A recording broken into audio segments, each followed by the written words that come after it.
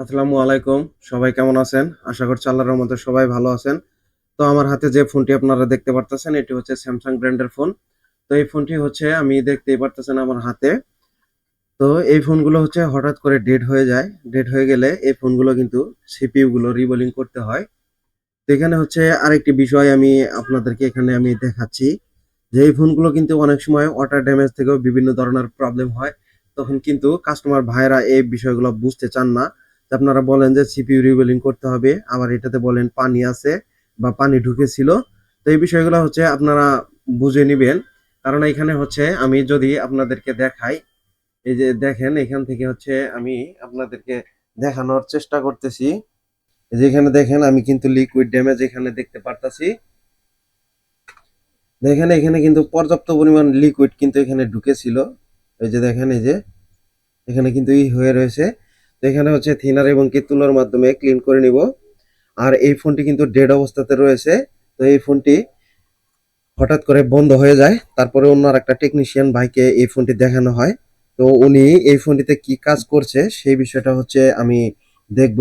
তার আগে এখানে যে ওয়াটার ড্যামেজের ছিল এখানে হচ্ছে আমি ক্লিন করে নিচ্ছি। তা না হলে এই ফোনগুলোতে কিন্তু নো সার্ভিস হয়ে যেতে পারে বা বিভিন্ন ধরনের প্রবলেম দেখা দিবে। এখানে যে এই টিউনার আইসি গুলো থাকে, এই আইসি গুলোতে এখানে ডাটা লাইন, ক্লক লাইন থাকে। এগুলো যখন হচ্ছে শর্ট সার্কিট হয়ে যায় বা কোনোভাবে লাইনগুলো ব্লক হয়ে যায়, তখন এই ফোনগুলো কিন্তু নো সার্ভিস মোডে থাকে। এই বিষয়টা কিন্তু আমাদের যথাযথ বুঝে নিতে হবে। তা না হলে কিন্তু এই ফোনগুলো সিপিইউ রিবোলিং করে যদিও রান হয়, তারপরেও কিন্তু কিছু না কিছু টুকিটাকি প্রবলেম কিন্তু এখানে থেকে যাবে। তো এখানে দেখেন আমি হচ্ছে নিখুঁতভাবে ক্লিন করে দিলাম। এখন এই ফোনটিকে হচ্ছে আমি রিবোলিং করার জন্য প্রিপারেশন করে নিব। তার আগে হচ্ছে আমি আপনাদেরকে দেখিয়ে দেই যে এই ফোনটিতে চার্জে লাগিয়ে দিব। চার্জে লাগিয়ে দেখবো যে আমরা কোনো ধরনের কোনো রেসপন্স আমরা পাই কিনা। এই বিষয়টা হচ্ছে আমাদেরকে দেখে নিতে হবে। তো আবার অনেকেই বলেন যে এগুলো ব্যাটারি জনিত প্রবলেম থাকতে পারে। তো দেখেন ফোনটিতে কিন্তু আমি চার্জার কেবলটা লাগিয়ে দিচ্ছি। এখানে এম্পিয়ার কিন্তু কোনো ধরনের কোনো এম্পিয়ার কিন্তু কনজিউম করছে না।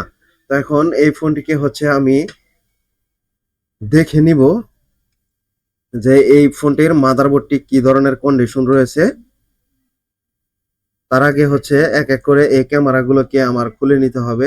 তা না হলে যখনই এই মাদারবোর্ডে কোনো ধরনের হিট দিব, তখন এই বোর্ডগুলোতে কিন্তু ক্যামেরাগুলো নষ্ট হয়ে যাবে। এ বিষয়ে সতর্ক থেকেই আমাদেরকে এই কাজগুলো করে নিতে হবে। তো এখানে আসলে অনেক ভাইরাই কিন্তু বলেন যে ভাই আপনাদের কাছে ফোন নিয়ে গেলেই আপনারা বলেন সিপিইউ জনিত সমস্যা, সিপিইউ রিবোলিং করতে হবে। তো মাইক্রোফোন কাজ করে না, তাও সিপিইউ রিবোলিং করেন। ক্যামেরা আসে না, তাও সিপিইউ রিবোলিং করতে হয়। আবার সাউন্ড আসে না, তাও সিপিইউ রিবোলিং করতে হয়। তো আপনারা শুধুমাত্র কি সিপিইউ নিয়েই পড়ে থাকেন, নাকি সিপিইউ ব্যতীত অন্য কোনো কাজ আপনারা করতে পারেন না, নাকি শুধুমাত্র আপনারা মানুষ থেকে হচ্ছে মিথ্যা কথা বলে আপনারা টাকা নেন, যে সিপিইউ রিবোলিং এর কথা বলে। তো এই বিষয়টাও হচ্ছে আমি ক্লিয়ার করে দিব। কারণ হচ্ছে যখন বাংলাদেশে এবং কি হচ্ছে বিভিন্ন রাষ্ট্রে যে ফোনগুলো চলে বা বিভিন্ন দেশে, তো এই ফোনগুলোর তে সর্বপ্রথম যে মোবাইলটি হঠাৎ করে বন্ধ হয়ে যায় বা যে কোনো কারণ বিশেষে মোবাইলগুলো বন্ধ হয়ে যায়, বন্ধ হয়ে গেলে তখন আমরা এই ফোনগুলোর উপরে একটি লম্বা রিসার্চ করি। লম্বা রিসার্চ করার পরে যখন আমরা এই ফোনগুলোতে ফল্ট ফাইন্ড আউট করতে সক্ষম হই এবং কি ফোনগুলো রানিং হয়, তো প্রত্যেকটা ফোনেই কিন্তু হচ্ছে টাইম এখানে লস করা যায় না। কারণ টাইম লস করতে গেলে আমাদের কিন্তু প্রচুর একটি প্রবলেম হয়। কারণ হচ্ছে কাজের প্রচুর চাপ থাকে। যার কারণে আমরা একটি মডেলের উপরে বা একটি ব্র্যান্ডের উপরে রিসার্চ করে এই ফল্ট ফাইন্ড আউট আগে থেকে হচ্ছে আমরা করে নেই। যার কারণে এই ফোনগুলো আমাদের কাছে আসলেই আমরা বুঝতে পারি যে এই জায়গা থেকে সমস্যা। তো এই বিষয়টি হচ্ছে অনেক কাস্টমার ভাইরা কিন্তু বুঝতে চান না। তো এখানে দেখেন হালকা একটু স্টিল আমি কেটে নিলাম। এখানে কেটে না নিলে এই আইসি গুলো বের করা যাবে না। তো এই বিষয়টা হচ্ছে ক্লিয়ার করে দিলাম যে একটি মডেলের উপরে আমরা রিসার্চ করি, তারপরে হচ্ছে আমরা আপনাদেরকে সমাধান দেওয়ার চেষ্টা করি। তো এখানে দেখেন স্টিলের ঢাকনাটা যে আমি কেটে নিলাম। কেটে নেওয়ার পরে এখানে দেখেন কোনো ধরনের কিন্তু কোনো মাদারবোর্ডের যে রং উঠে যাওয়া সেটা কিন্তু উঠে যায়নি। তো এখন আমি পিসিবি স্ট্যান্ডে এই মাদারবোর্ডটাকে আটকে নিব সুন্দর করে, যাতে করে এই আইসিটা উঠানোর সময় মাদারবোর্ডটি লাড়াচাড়া না করে বা অন্যদিকে সরে না যায় বা কাজে কোনো ব্যাঘাত না ঘটে। তো এই মডেলের স্যামসাং এর যে এখন আমি যে মডেলটি কাজ করতেছি, তো এই মডেলটি হচ্ছে সিপিইউ থেকেই হচ্ছে মূলত ভাবে প্রবলেম গুলো হয়ে থাকে, সংঘটিত হয়। তো এখানে আমি আপনাদেরকে যদি দেখাই, মাইক্রোস্কোপটা আমি ক্লিয়ার করে নিচ্ছি। দেখেন এখানে সাইড দিয়ে কিন্তু এই যে আঠাগুলো অনেকটা কিন্তু বের হয়ে গিয়েছে, এই যে। তো এখানে আরেকটা কথা আমি বলি, এটি যেহেতু অন্য একটা টেকনিশিয়ান ভাই এই ফোনটি দেখেছিল, তখন কিন্তু স্টোরেজ আইসি সহ এবং কি এখানে প্রত্যেকটা অংশে কিন্তু হিট দেওয়া। তো এই ফোনগুলো কিন্তু এখন হিট দিলে আর চালু হয় না, বা কিছু কিছু ফোন যদিও চালু হয় ক্ষণিকের জন্য চলে, 2-4 দিন চলে, তারপরে কিন্তু আবারও বন্ধ হয়ে যায়। তো এই ফোনগুলো পুনরায় এই আইসি গুলো উঠিয়ে ফেলতে হয়, উঠিয়ে ফেলে এর নিচে যে বলগুলো আছে এই বলগুলোকে ভেঙে নতুন করে আবারও আমাদেরকে এই কাজগুলো করে দিতে হয়। তা না হলে এই কাজগুলো সাকসেস ভাবে হবে না। তো এই ফোনটির আহ, প্রধান একটি রোগ রয়েছে, সেটি হচ্ছে হঠাৎ করে ডেড হয়ে যাওয়া। 15 মাস, 16 মাস, 14 মাস এরকম চলার পরে হঠাৎ করে ডেড হয়ে যায়। ডেড হয়ে যাওয়ার পরে তখন শুধুমাত্র এই সিপিইউটা রিবোলিং করে দিলে কিন্তু আমাদের ফোনটি চালু হয়ে যায়। আর যখন আর একটা টেকনিশিয়ান ভাই উল্টাপাল্টা অন্য জায়গায় হিট দেয়, এখানে হিট দিলে তখন কিন্তু আশেপাশে আইসিতেও কিন্তু হিট লাগে, তখন এই স্টোরেজ আইসিটাও কিন্তু রিবোলিং করে দিতে হয়। আর প্রাথমিক অবস্থায় কোথাও কোনো হিট না দিলে বা ইনটেক অবস্থায় যদি ডেড হয়ে যায়, তাহলে শুধুমাত্র এই সিপিইউ আইসিটা রিবোলিং করে দিলেই কাজটি সাকসেস হয়ে যায়। আর যখন টেকনিশিয়ান ভাইরা আদার্স ভাবে হিট দেয়, তখন কিন্তু স্টোরেজ আইসিটাকেও আমাদের রিবোলিং করে দিতে হয়।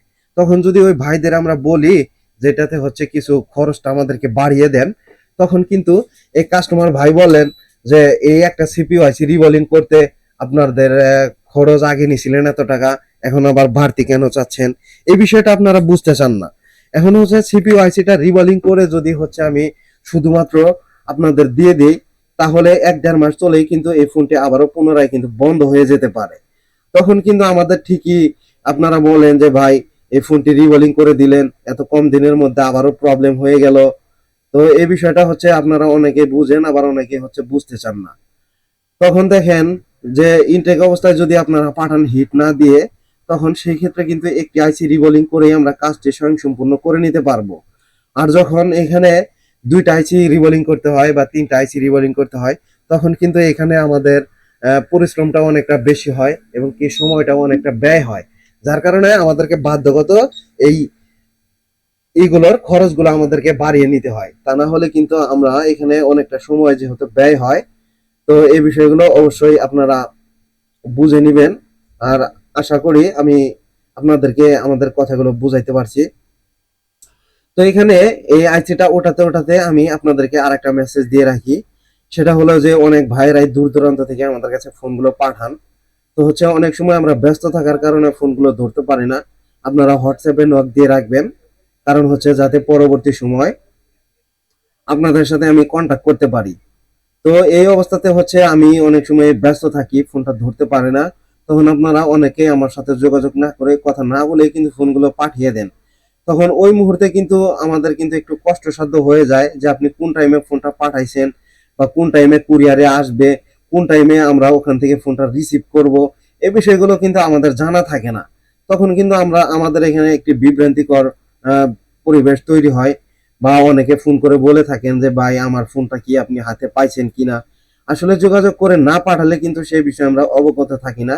এই বিষয়টা অবশ্যই আপনারা বোঝার চেষ্টা করবেন।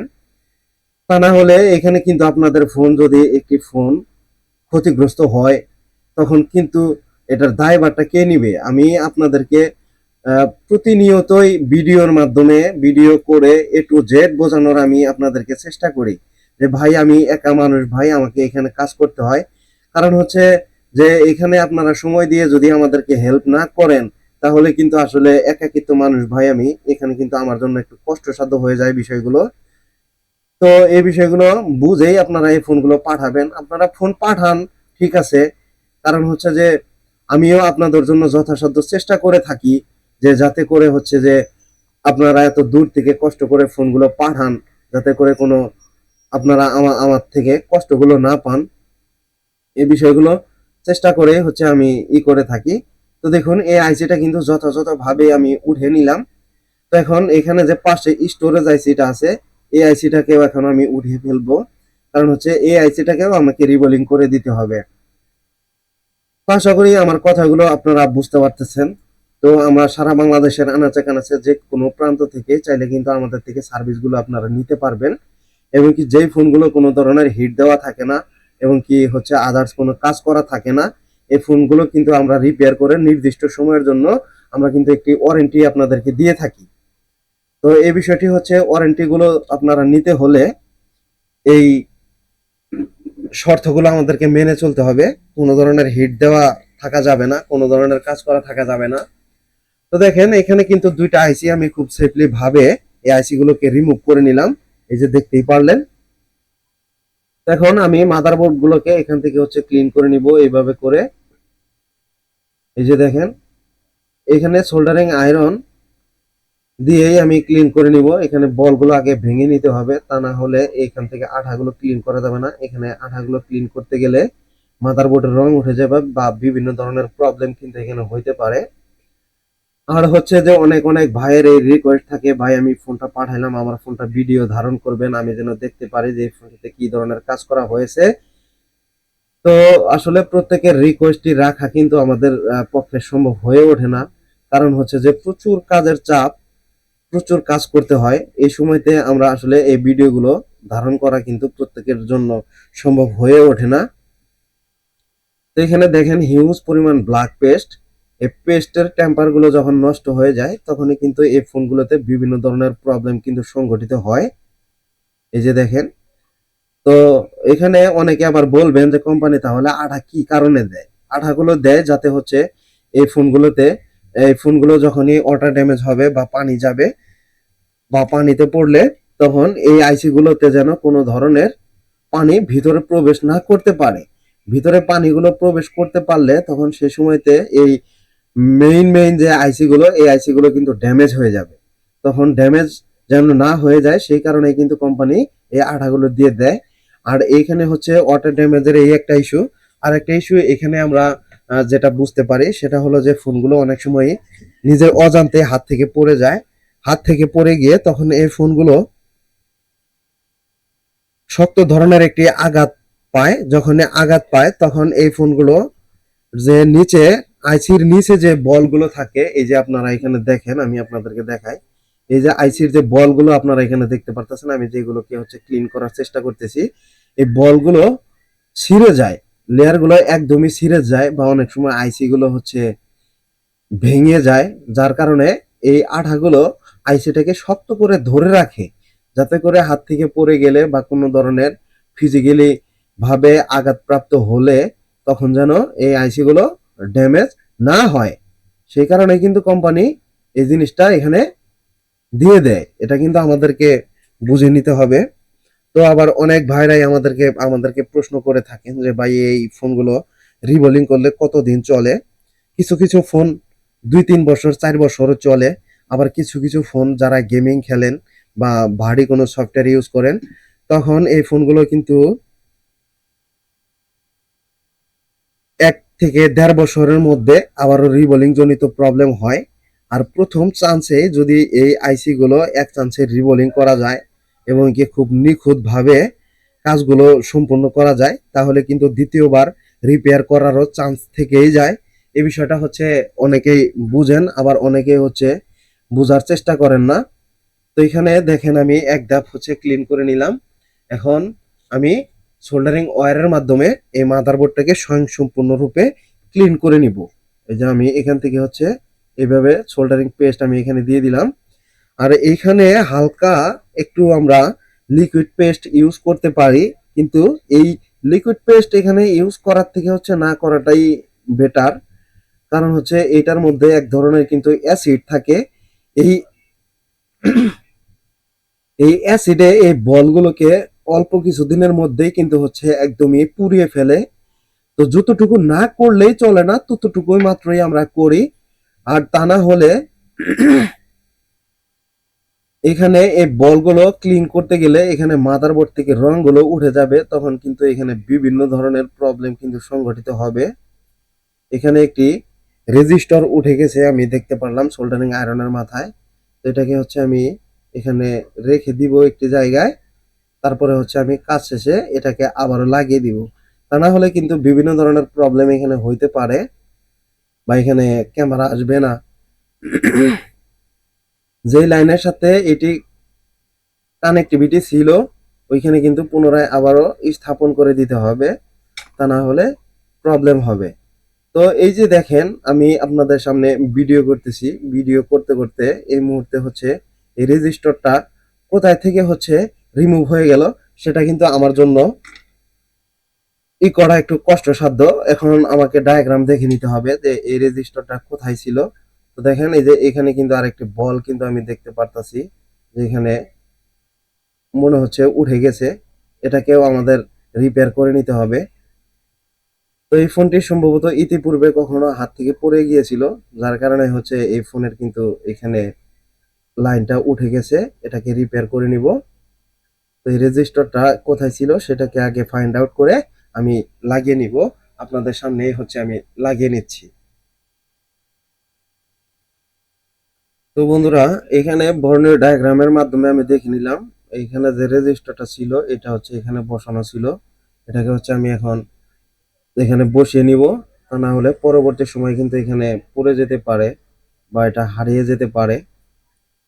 তো আমি সবসময় চেষ্টা করে থাকি যে এই ফোনগুলো যখন আমার হাতে আসে, এই ফোনগুলো কোম্পানি থেকে যেভাবে প্রত্যেকটা কম্পোনেন্ট একুরেট ভাবে বসানো থাকে, আমি সেইভাবেই চেষ্টা করে থাকি যে এই কম্পোনেন্ট গুলো যথাস্থানে রেখেই, এবং কি কোনো ধরনের কম্পোনেন্ট যেন মিসিং না হয় সেইভাবে সতর্ক থেকেই কিন্তু এই কাজগুলো আমি করে নেওয়ার চেষ্টা করি।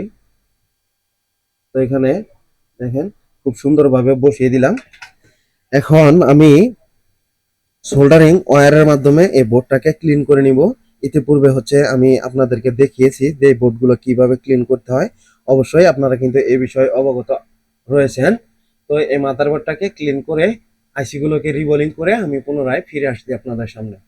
তো দেখেন বন্ধুরা, আমি আপনাদেরকে একটি জিনিস দেখাই যে স্টোরেজ আইসিটা যখন রিমুভ করা হয়, রিমুভ করার পরে তখন এই পিনটা কিন্তু এখানে যথাযথই ছিল, কিন্তু এটা ক্লিন করার সময় হচ্ছে এই লাইনটা ছিঁড়ে গিয়েছে।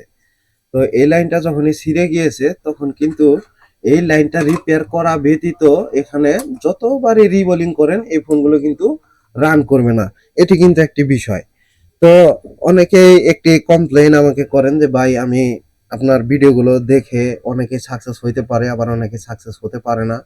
তো আসলে কি কারণে হতে পারে না, এরকম ধরনের টুকিটাকি কিন্তু ভুল ভ্রান্তি থাকে, যার কারণে কিন্তু এই কাজগুলোতে আপনারা সাকসেস হইতে পারেন না। তো দেখেন এখানে আমি আপনাদেরকে দেখাই, দেখেন স্টোরেজ আইসির যত যত বল এখানে আছে প্রত্যেকটা বল কিন্তু যথাস্থানে বসানো আছে এবং কি খুব নিখুঁতভাবে ক্লিন রয়েছে। তো এখানে যদি আমরা সিপিইউ আইসিটা যেখানে বসানো ছিল সেখানেও যদি আমরা হচ্ছে এক এক করে যদি চেক করি, তো দেখেন এখানে কিন্তু কোথাও কোনো বল কিন্তু হচ্ছে অস্পষ্ট পাবেন না। আর এখানে কিন্তু কোনো বলও কিন্তু মিসিং নেই। স্টোরেজ আইসির এইখানে শুধুমাত্র একটি লাইন এখানে ছিঁড়ে গিয়েছে, এই লাইনটাকে আমাদেরকে রিপেয়ার করে নিতে হবে। তা না হলে এখানে যতই আইসি রিবোলিং করে, যত যা কিছুই করি বা যত কাজই আমি পারি, এগুলো কিন্তু সব বৃথা যাবে এই লাইনটা যদি আমরা রিপেয়ার করে নিতে না পারি। এখানে হচ্ছে আমি এই লাইনটাকে কিভাবে রিপেয়ার করি এই বিষয়টা হচ্ছে আমি আপনাদেরকে এখন দেখানোর চেষ্টা করব। এখানে কিন্তু যে বল প্যাড গুলো থাকে এগুলো কিন্তু মার্কেটে অ্যাভেলেবেল কিনতে পাওয়া যায়, চাইলে আপনারা হচ্ছে মার্কেট থেকে কিনে নিতে পারবেন খুব সহজেই। কিন্তু এই প্যাড গুলোকে আপনারা রিপেয়ার করে নিতে পারবেন, বা কোনো বল যদি ছিঁড়ে যায় তাহলে এই করতে পারবেন। এখানে একটি প্যাড আমি নিয়ে নিচ্ছি, আপনাদেরকে দেখাচ্ছি। এই যে দেখেন এই ধরনের প্যাড কিন্তু পাওয়া যায় অ্যাভেলেবেল মার্কেটে। এখানে আমি সুন্দর করে এটিকে স্থাপন করে দিব। এখানে বসে ইউভি গ্লু আমাদেরকে দিয়ে দিতে হবে। এখানে হচ্ছে আমি খুব সুন্দরভাবে এখানে বসিয়ে নেই, কোনো লাইনের সাথে যেন সংযুক্ত না হয়। দেখেন এটাকে আমি কেটে দিলাম এখান থেকে। এখন এখানে হচ্ছে আমরা হালকা একটু লিকুইড পেস্ট নিয়ে নিব। যাতে করে হচ্ছে খুব স্মুথলি ভাবে এটি পিনটি লেগে যায়। এই যে এখানে কিন্তু চিকন যে সোল্ডারিং আয়রনের মাথা সেটি দিয়ে কিন্তু এখানে লাগিয়ে নিতে হবে, তা না হলে এই দেখেন খুব স্মুথলি ভাবে কিন্তু বসে গেল।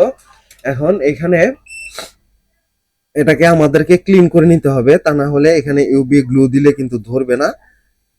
তখন কিন্তু যখন আইসিটা আমরা বসাবো এখানে শর্ট সার্কিট হয়ে যাওয়ার সম্ভাবনা থাকে এবং কি বলটা কিন্তু সরনর হইতে পারে। তো যার কারণেই হচ্ছে আমি এখানে ক্লিন করে নিলাম।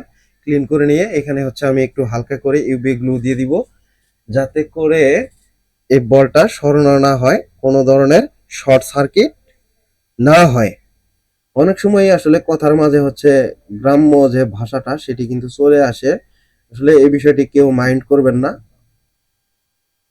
এই দেখেন এইভাবে করে ইউবি গ্লু দিয়ে দিব। আমি ইউবি গ্লুটাকে এখন দিয়ে নিচ্ছি। এটি দিয়ে ইউবি একটি ল্যাম্প আছে, এই ল্যাম্পের মাধ্যমে কিন্তু এখানে আমাদেরকে শুকিয়ে নিতে পারবো। তো তার আগে এখানে হচ্ছে আরেকটি টিপস আমি আপনাদেরকে দেখাই, সেটা হলো যে ইউবি গ্লুটা আমরা ওখানে দিয়ে দিলাম, ওখানে কিন্তু একটু মোটা হতে পারে। তো একটু মোটা যখন হবে তখন ওখানে লাইনের কানেক্টিভিটি নাও পাইতে পারে, বা এখানে উঁচু হয়ে থাকতে পারে। উঁচু হয়ে গেলে কিন্তু হবে না। এখানে এরকম ধরনের একটা পেপার আমরা নিব, এইভাবে করে হচ্ছে চাপ দিয়ে দিব। চাপ দিয়ে ইউবি গ্লু যে ল্যাম্পটি রয়েছে শুকানোর জন্য সেটিকে আমরা এখানে দিয়ে দিব। এই যে দিয়ে দিলাম। এখন কিন্তু এটি মোটামুটি অল্প একটু সময়ের মধ্যে কিন্তু হচ্ছে শুকিয়ে যাবে। মোটামুটি হচ্ছে 3 সেকেন্ড 4 সেকেন্ড ধরে রাখলে কিন্তু এটি শুকিয়ে যায়। তো এখন এখান থেকে হচ্ছে যে লাইনটা এখানে মাথাটা ঘষে বের করে দিতে হবে। এখান থেকে যদি আমরা ঘষে বের না করে দেই তাহলে কিন্তু এখানে প্রবলেম হবে। এখন আইসি গুলোকে আমি হচ্ছে ক্লিন করে নিব এবং রিওয়্যালিং করে নিব। তো বন্ধুরা আমি আইসি গুলোকে ক্লিন করে রিওয়্যালিং করে নিয়েছি। দেখেন এই যে একদম নিখুঁত ভাবে রিওয়্যালিং করে নিয়েছি। এখন এই আইসি গুলাকে আমি এখানে সরাসরি ইনস্টল করে দিব। ইনস্টল করে দিয়ে দেখবো যে ফোনগুলো চালু হয় কিনা। তো এখানে হচ্ছে আমরা যখন এই সিপিইউ আইসিটাকে লাগিয়ে ফেলবো, লাগানোর পরে এটিকে মাদারবোর্ডের সাথে হচ্ছে ইয়া মানে ডিসপ্লে ফ্রেমের সাথে হচ্ছে এই মাদারবোর্ডটাকে ফিক্স করে নিব। ফিক্স করে নিয়ে কম্পিউটারের সাথে হচ্ছে আমরা কানেকশন করে দেখব যে এখানে কোয়ালকম পোর্ট পায় কিনা। এই ফোনটিতে যদি কোয়ালকম পোর্ট পায় তাহলে আমরা এ পর্যন্ত যতগুলো কাজ করেছি এ পর্যন্ত ঠিক আছে। তো দেখেন এখানে কিন্তু আইসিটা লাগানোর আগে আমার চোখে পড়ে গেল, এখানে দুটি ক্যাপাসিটর রয়েছে। এই যে দুটি ক্যাপাসিটরের মাথা কিন্তু এখানে শর্ট রয়েছে। তো এখানে যখন আমি আইসিটাকে লাগিয়ে ফেলবো তখন কিন্তু এখানে ওভার রিডিং আসবে বা ফোনগুলো কিন্তু চালু হবে না। তখন এখানে কিন্তু অন্যরকম একটি সমস্যা দেখা দিবে। তখন কিন্তু মনে হইতে পারে যে এই ফোনটিতে হয়তো আমি সিপিইউটা যে উঠিয়ে ফেলেছি, উঠানোর সময় হচ্ছে এই আইসিটা ড্যামেজ হয়ে গেছে বা মাদারবোর্ড গুলো নষ্ট হয়ে গেছে। বিষয়টা কিন্তু একদমই তা না। যদি যথাযথ হিট দিয়ে এই আইসি গুলো আপনারা উঠাতে পারেন তাহলে কিন্তু এই ধরনের প্রবলেম গুলো আপনাদের আর হবে না। তো দেখেন আমি এখানে কিন্তু শর্টটি ছাড়িয়ে দিলাম। তো আইসিটা লাগানোর আগে যেহেতু আমার চোখে পড়ে গিয়েছিল আমি এটিকে হচ্ছে সমাধান করে নিলাম। তো আইসিটাকে পূর্বের ন্যায় আবারও ডট বার দেখে হচ্ছে বসিয়ে দিচ্ছি। দেখেন এই যে এখানে আইসি গুলো প্রত্যেকটা আইসি বসানোর সময় অবশ্যই ডট বার খেয়াল করেই কিন্তু লাগাতে হবে, তা না হলে এখানে কিন্তু প্রবলেম হবে, আইসি গুলো অন্য জায়গায় বসে যাবে। আর এখানে কিছু কিছু সময় আইসি গুলো অন্য জায়গায় যখনই বসে যায় তারপরে হচ্ছে আমরা পাওয়ার সাপ্লাই অথবা ব্যাটারি লাগিয়ে ফেলি, তখন কিন্তু এই আইসি গুলো একদমই শর্ট সার্কিট হয়ে যায়। শর্ট সার্কিট হয়ে গেলে কিন্তু এই ফোনগুলো আর চালু হয় না। তখন এই সিপিইউ গুলো চেঞ্জও করা যায় না। স্টোরেজ আইসি গুলো নষ্ট হয়ে গেলে সেটিও যদিও চেঞ্জ করা যায়, তো হাতে গোনা কয়েকটি মডেলে অ্যাভেলেবেল মডেলে কিন্তু হচ্ছে এই স্টোরেজ গুলো চেঞ্জ করা যায় না। এই বিষয়গুলো মাথায় রেখেই আমাদেরকে এই কাজগুলো স্বয়ংসম্পূর্ণরূপে করে নিতে হবে, তা না হলে আমাদের বিভ্রান্তিতে পড়তে হবে। তো এই আইসিটি দেখেন আমি একদমই স্মুথলি ভাবে বসিয়ে নেওয়ার চেষ্টা করতেছি। তো এখানে হচ্ছে হালকা একটু হেলিয়ে দিব আইসিটাকে, যে আইসিটা যথাস্থানে বসে গেছে কিনা এবং কি প্রত্যেকটা বল প্রপার কানেক্টিভিটি পেয়েছে কিনা, এতটুকু হচ্ছে শিওর হয়েই আমাদেরকে এই কাজগুলোকে করে নিতে হয়। একটি বলও যদি মিসিং হয়ে যায় বা কানেক্টিভিটি না পায়, তাহলে কিন্তু এই ফোনগুলো চালু নাও হতে পারে, রিস্টার্ট প্রবলেম হইতে পারে এবং কি ক্যামেরা জনিত প্রবলেম হইতে পারে। এখানে এই বিষয়গুলো হচ্ছে আমাদেরকে সবসময়ই 100% শিওর হয়ে এই কাজগুলোকে করে নিতে হবে। এখন সিপিইউ আইসিটাকে আমি ইনস্টল করে ফেলেছি, এখন আমি স্টোরেজটাকে এখানে বসিয়ে ফেলবো। তো এটিরও কিন্তু ডট বার রয়েছে, ডট বার দেখে কিন্তু আমাদেরকে বসিয়ে নিতে হবে। তো এই যে দেখেন আমি ডট বার দেখে হচ্ছে স্টোরেজ আইসিটাকে আমি এখানে পজিশন করে নিচ্ছি। তো এখানে দেখেন হালকা একটু পেস্ট আমি দিয়ে দিব। আপনারা কিন্তু প্রাথমিক অবস্থায় যারা আইসি গুলো রিবোলিং কাজ শিখতে চাচ্ছেন, তারা কিন্তু এখানে হচ্ছে পেস্ট আগে দিবেন না। এখানে পেস্ট দিলে তখন এই আইসি গুলো কিন্তু পজিশন চেঞ্জ হয়ে যেতে পারে বা অন্য জায়গায় সরে যেতে পারে। এই বিষয়টা কিন্তু আমি প্রত্যেকটা ভিডিওতেই আপনাদেরকে অবগত করি। এই বিষয়টি অবশ্যই আপনারা মাথায় রাখার চেষ্টা করবেন, তাহলে এই কাজগুলো কিন্তু অ্যাডভান্স লেভেলের যে কাজগুলো, এই অ্যাডভান্স লেভেলের কাজগুলো আপনারা অনায়াসে করতে পারবেন। তো এখন এখানে আমি স্টোরেজটাকে হচ্ছে বসানোর জন্য হিট দিচ্ছি। তো এই আইসিটা কিন্তু মনে হচ্ছে যে আমার যথাস্থানে বসে গেছে। এখানে আমি হালকা আর একটু পেস্ট দিয়ে দিব, যাতে করে হচ্ছে বলগুলো একদমই 100% কানেক্টিভিটি পায়, কোনো বল যেন মিসিং না হয়। আর এখানে পেস্ট না দিলে তখন হয়তো কিছু বল কিন্তু কম বেশি হয়ে যেতে পারে। তো দেখেন এখানে কিন্তু আমি পর্যাপ্ত হিট দিয়ে এখানে লাগিয়ে নিচ্ছি। তো অনেক সময়ই আমি বিগত দিনে অনেক অনেক ফোনই রিবোলিং করি। তো বিগত দিনে এই প্রবলেমগুলো পেয়েছি যে অনেকে রিবোলিং করেছেন, তো এখানে হচ্ছে 2টা 3টা বা 1টা 2টা বল এখানে কানেক্টিভিটি পায় না। তো কি কারণে পায় না, এখানে কিন্তু যথাযথ হিট পড়ে না, যার কারণে এবং কি বলগুলো ছোট বড় থাকলেও কিন্তু এই ধরনের প্রবলেমগুলো হইতে পারে। তো এই বিষয়গুলো কিন্তু হচ্ছে আমাদেরকে বুঝে নিতে হবে। তো এখন এখান থেকে হচ্ছে আমি আপনাদেরকে দেখাবো যে ফোনটি চালু হয় কিনা। আইসি গুলো কিন্তু ইনস্টল করা শেষ হয়ে গেল। এখন আমি মাদারবোর্ডটাকে ঠান্ডা করে নিব। তো এই মাদারবোর্ডটি ঠান্ডা করার জন্য আমি এখানে কুলিং ফ্যান রেখেছি। এখন তুলো দিয়ে তারপরে আর একটু ক্লিন করে দিব, যেহেতু আইসিটা এখন ঠান্ডা হয়ে গেছে। তো এই ঠান্ডা না হওয়া পর্যন্ত এখানে কিন্তু আমাদের ক্লিন করা যাবে না, এখানে ক্লিন করতে গেলে কিন্তু প্রবলেম হবে।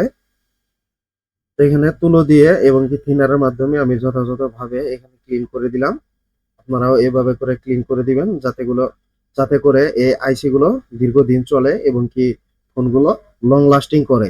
এই বিষয়টি আপনারা বুঝে নেবেন, কারণ এখানে আমি একটু থার্মাল পেস্ট ইউজ করে দিব। তো এখানে থার্মাল পেস্ট আমি এটার মধ্যে দেখতেই পারতাছি, এই যে দেখেন এখানে নতুন করে আর পেস্ট ইউজ করার কোনো প্রয়োজন নাই। এখানে যদি এই পেস্টটি কোনোভাবে নষ্ট হয়ে যেত, তাহলে আমি এখানে থার্মাল পেস্ট ইউজ করে দিতাম। এখানে কিন্তু পূর্বের ন্যায় ঢাকনাটা পুনরায় আবারও বসিয়ে দিলাম। এখন ডিসপ্লে ফ্রেমের সাথে হচ্ছে আমি ফিটিং করে নিচ্ছি। এখন এখানে হচ্ছে একটি ক্যামেরা ছিল, ক্যামেরাগুলোকেও একদমই লাগিয়ে নিব। এইখানে ক্যামেরাটা ছিল, লাগিয়ে দিলাম। এখন মাদারবোর্ডের সাথে আর অতিরিক্ত যে এক্সটার্নাল ক্যামেরাগুলো রয়েছে বা পার্টস গুলো রয়েছে, এগুলোকেও কানেক্টিভিটি করে ফেলবো। এখানে ডিসপ্লে ফ্রেমের সাথে মাদারবোর্ড গুলো বসানোর সময় অবশ্যই খুব সতর্ক থেকে বসাইতে হবে। অনেক সময় কিন্তু অনেকে এই মাদারবোর্ড গুলো ডিসপ্লে ফ্রেমের সাথে বসাতে গিয়েই কিন্তু হচ্ছে মাদারবোর্ড গুলো ভেঙে ফেলেন বা বিভিন্ন ভাবে আঘাত পায়, ফিজিক্যালি ড্যামেজ হয়ে যায়। তখন এই ফোনগুলো কিন্তু খুব ভালোভাবে কিন্তু আর কাজ করে না। তো ক্যামেরাগুলো লাগানো হয়ে গেল। এখন ডিসপ্লে এবং কি ভিভাস লাইনের যে রেবন গুলো, এই রেবন গুলোকে হচ্ছে কানেক্টিভিটি করে নিচ্ছি। তো ব্যাটারিতে কি পরিমাণ চার্জ রয়েছে সেটাও আমি জানি না। এখন আমি সরাসরি এখানে চার্জার কানেকশন করে দিব। তার আগে হচ্ছে আরএফ অ্যান্টেনার যে কেবলটি রয়েছে, কেবলটিকে সংযোগ করে দিলাম।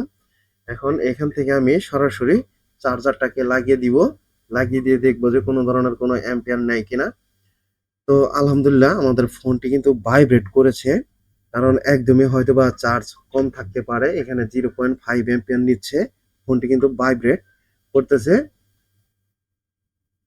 তো এখানে দেখেন চার্জিং এর যে লোগোটি, চার্জিং এর লোগোটি কিন্তু এখানে চলে আসছে। আমি কিন্তু দেখতে পারতেছি, এই যে আপনারা এখানে দেখতে পারতেছেন কিনা।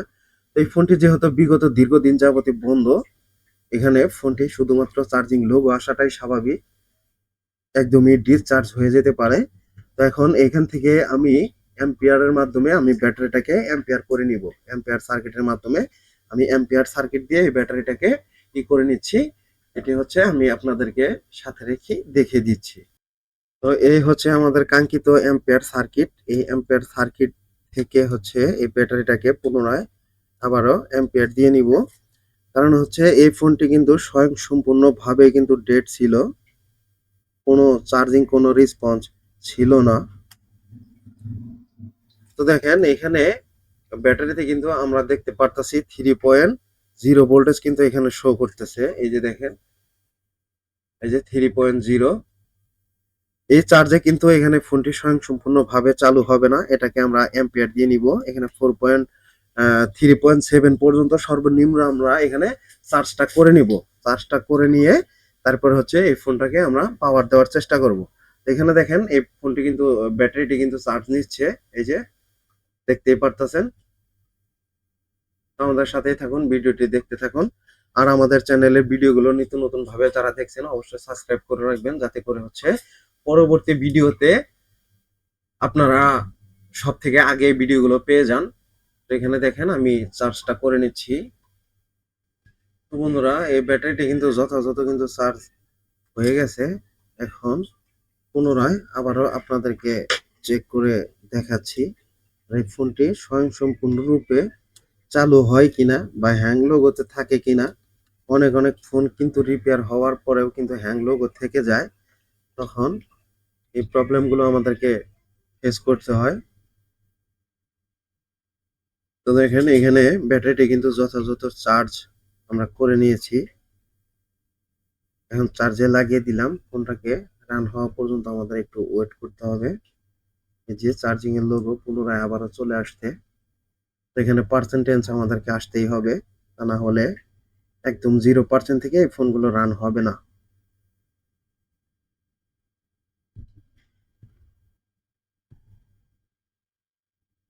দেখেন এখানে আমরা 2% চার্জ দেখতে পারতেছি।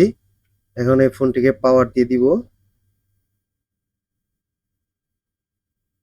এই যে ফোনটিকে আমরা হচ্ছে পাওয়ার দিয়ে দিলাম।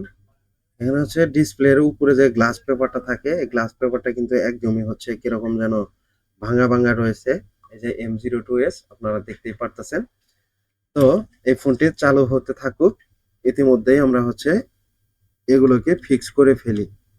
যেহেতু আমাদের সকল কার্যক্রম শেষ, এখন এই স্ক্রুগুলোকে আমাদের লাগিয়ে নিতে হবে। তা না হলে এখানে আমাদের একটু টাইমটা বেঁচে যাবে।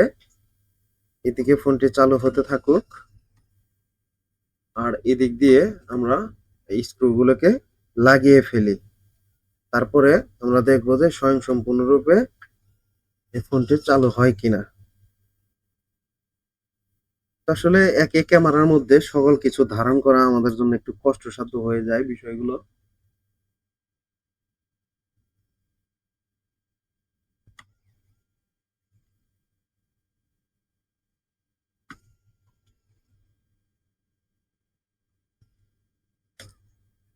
তো দেখেন বন্ধুরা, এখনো কিন্তু এই ফোনটি লোগোতে রয়েছে।